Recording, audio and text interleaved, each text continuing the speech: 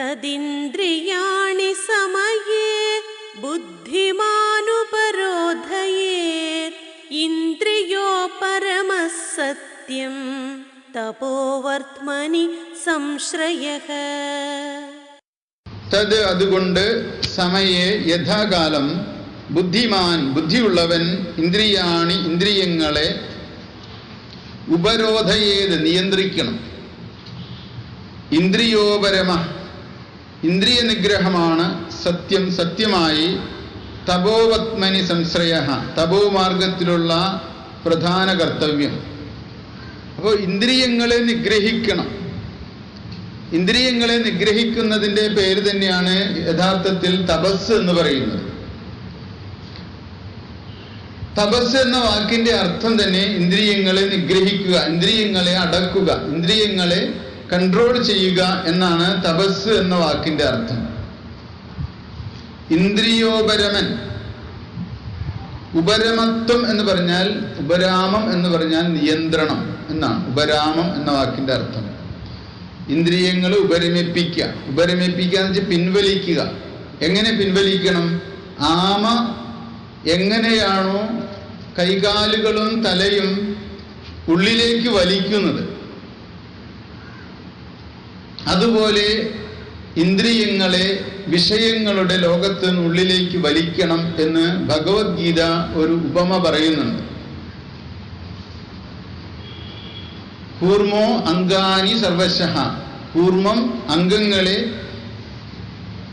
എല്ലാ വശത്തു നിന്നും ഉള്ളിലേക്ക് വലിക്കുന്നത് പോലെ ഒരു ബ്രഹ്മചാരി പ്രലോഭനീയമായ വിഷയങ്ങളിലേക്ക് ഇന്ദ്രിയങ്ങൾ നീണ്ടുപോകുമ്പോൾ ആ ഇന്ദ്രിയങ്ങളെ ഉള്ളിലേക്ക് വലിക്കണം. അതാണ് തപസ്സിന്റെ മാർഗം എന്ന് പറയുന്നത്. ബുദ്ധിമാനായിരിക്കുന്ന ഒരു ശിഷ്യന് മാത്രമാണ് ഇന്ദ്രിയങ്ങൾ ബഹിർഗമിക്കുന്നത് തിരിച്ചറിയാൻ കഴിയുകയുള്ളൂ. ഇന്ദ്രിയങ്ങൾ ബഹിർഗമിക്കുമ്പോൾ അവയെ അകത്തേക്ക് തന്നെ തിരിച്ച് മടക്കി വെക്കുന്ന അത് തപസ് എന്ന് പറയും. അതാണ് യഥാർത്ഥത്തിൽ തപസ് എന്ന് പറയുന്നത്. ഇത് നല്ലവണ്ണം അറിഞ്ഞിരിക്കണം. തപസ്സിന്റെ മാർഗം എന്ന് പറയുന്നത്. അപ്പൊ ബ്രഹ്മചര്യത്തെ സംബന്ധിച്ച ഈ അധ്യായം നിരൂപണം ചെയ്യുന്ന വിഷയങ്ങൾ നിരവധിയാണ്.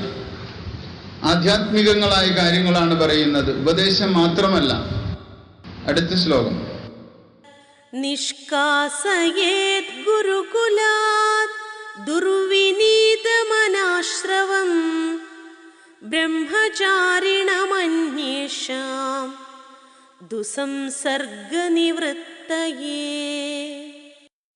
ഗുരുകുലാത്, ഗുരുകുലത്തിൽ നിന്ന്, ദുർവിനീതം വണക്കമില്ലാത്തവനും, അനാശ്രവം ഗുരുവിന്റെ ആജ്ഞ അനുസരിക്കാത്തവനും ആയ ബ്രഹ്മചാരിണം ബ്രഹ്മചാരിയെ, അന്യേഷാം മറ്റുള്ളവരുടെ, ദുസ്സംസർഗ നിവൃത്തയെ ദുസ്സംസർഗ നിവൃത്തിക്കായി, നിഷ്കാസയേത് നിഷ്കാസിക്കണം, അകറ്റണം എന്നാണ് പറയുന്നത്. ഗുരുകുലത്തില് ശിഷ്യന്മാര് അനേകം പേര് താമസിക്കുന്നു. അതിൽ ഒരു ശിഷ്യൻ ഗുരു പറയുന്ന ഒന്നും കേൾക്കില്ല. അവൻ ഗുരു പറയുന്നതിനെ ധിക്കരിക്കും. അങ്ങനെ ഒരു വ്യക്തി ഗുരുകുലത്തിലുണ്ടെങ്കിൽ ഗുരു പരമാവധി അവനെ പറഞ്ഞു മനസ്സിലാക്കാൻ ശ്രമിച്ചിട്ടും അവൻ വീണ്ടും വീണ്ടും അവൻ്റെ പൂർവ ജന്മത്തിലെ വാസനകൾ കൊണ്ട് ഗുരുനിഷേധിയായി തീരുന്നെങ്കിൽ അവനെ നല്ല കുട്ടികൾ വളരുന്ന ഗുരുകുലത്തിൽ നിന്ന് മാറ്റി നിർത്തണം. അവരുടെ കൂടെ താമസിപ്പിക്കാൻ പാടില്ല അവനെ. കാരണം അവന്റെ സംസർഗം മറ്റു കുട്ടികൾക്ക് ദുസ്സംസർഗമായിട്ട് മാറും. ദുസ്സംസർഗം എന്ന് പറഞ്ഞാൽ നല്ല കുട്ടികളും അവനെ പോലെയായിട്ട് തീരും എന്നുള്ളതാണ്. അതായത് ഗുരുവിന്റെ ശിക്ഷണം സ്വീകരിക്കാൻ സന്നദ്ധരായി എത്തിയിട്ടുള്ള നല്ല ബുദ്ധിയുള്ള കുട്ടികളും ഗുണങ്ങളുള്ള കുട്ടികളും പെട്ടെന്ന് ദുസ്സംസർഗത്തിന് ഇരയായിട്ട് തീരും. അപ്പോൾ ദുസ്സംസർഗം ഗുരുകുലത്തിൽ വരാതിരിക്കണമെങ്കിൽ ദുർവിനീതരായിട്ടുള്ള ധിക്കാരികളായിട്ടുള്ള ഏതെങ്കിലും ബ്രഹ്മചാരികൾ ഒരു ഗുരുകുലത്തിൽ വന്നിട്ടുണ്ടെങ്കിൽ ഗുരു അവരെ ശ്രദ്ധിച്ച് അവരെ മാറ്റി താമസിപ്പിക്കുകയോ അല്ലെങ്കിൽ പറഞ്ഞു വിടുകയോ ചെയ്യണം.